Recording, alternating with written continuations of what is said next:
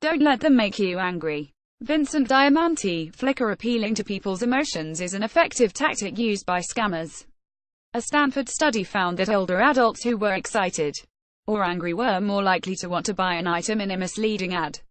Younger adults were more likely to buy an item based on the credibility of the ad. Scammers can appeal to emotions like excitement and anger to mislead people, and the older you are, the more you may be at risk. That's according to a study by the Stanford Center on Longevity, which was funded by the Financial Fraud Research Center by AARP and the FINRA Investor Education Foundation. The study had two age groups: older adults, aged 65 to 85, and younger adults, aged 30 to 40. Both groups went through a series of tests that made them feel a strong positive emotion, excitement, a strong negative emotion, anger, or a weak emotion, which was called neutral.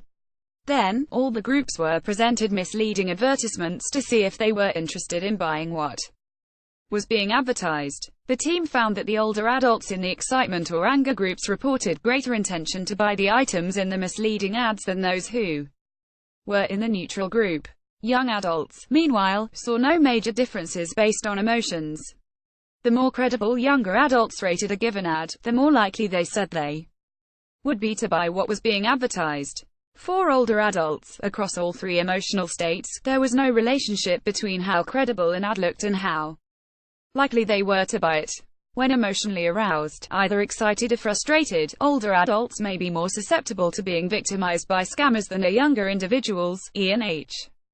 Doblib, the David Starr Jordan Professor of Psychology at Stanford, told Stanford News they were more likely to want to pay for an item advertised misleadingly, regardless of how credible they believed the advertisement was.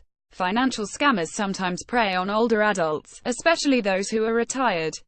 And although older adults aren't necessarily defrauded at higher rates than younger adults, older adults are more susceptible to certain types of scams, according to the Federal Trade Commission (FTC). Victims of elder financial abuse lose about $36,000 on average, a 2014 study by Allianz Life found. These issues will be important to address as the population of elderly adults in the United States continues to grow.